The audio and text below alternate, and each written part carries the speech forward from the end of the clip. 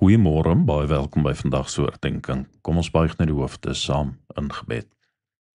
Here, u woord is die lig op ons lewenspad. Maak asseblief ons oop en ontvanklik daarvoor vandag. Amen. Ons voorlesing vanmôre is vanuit 1 Korintiërs 12 verse 21 tot 25. Die oog kan nie vir die hand sê, ek het jou nie nodig nie.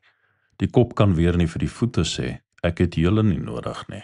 Inteendeel, die lede van die liggaam wat as die swakste voorkom, is juis noodsaaklik. En die wat vir ons minder mooi lyk, klee ons met groter sorg. So word ons minder aansienlike dele besonder mooi gemaak, terwyl die aantreklike dele dit nie nodig het nie. God het die liggaam so saamgestel, dat hy groter eer gegee het aan die lid wat eer kort kom, sodat daar nie verdeeldheid in die liggaam sou wees nie, maar dat die lede gelyke sorg vir mekaar dra. Paulus se fokus op die liggaamsmodel skuif na wederwysige afhanklikheid en gelyke sorg. Hy praat oor dieselfde beginsel as Jakobus in hoofstuk 2 vers 5 wat sê: luister my liewe broers, kies God nie juis die uit, wat in die oë van die wêreld arm is om ryk te wees in die geloof en om die koninkryk in besit te neem, wat hy beloof het aan die wat hom liefhet nie.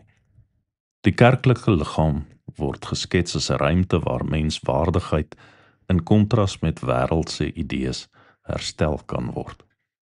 Ons word opgeroep om verantwoordelikheid vir gelyke sorg te neem. Hierdie tema kom regdeur die eerste brief aan die Korintiërs in verskillende forme voor. Paulus praat daarvan.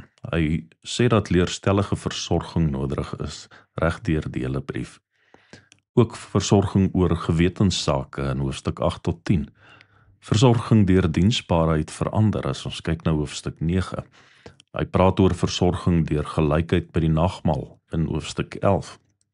So ook versorging deur respek vir mekaar se geestelike uniekheid daar in hoofstuk 12. Hy praat selfs van versorging en liefde in hoofstuk 13, versorging deur ordelike opbou van almal in hoofstuk 14 en dan sluit hy af daar in hoofstuk 16 met materiële versorging. Wanneer oor materiële versorging gepraat word, brei Paulus die grense daarvan uit na die gemeente in Jerusalem, net soos dit by Galasië uitgebrei was. Die gelyke versorging oor gemeentegrense word nie agterweë gelaat nie. Mag ons nie net bewus wees van gelyke sorg nie, maar dit ook handhaaf in alle aspekte van kerk wees, soos dit vir ons sigbaar is. Kom ons bid saam.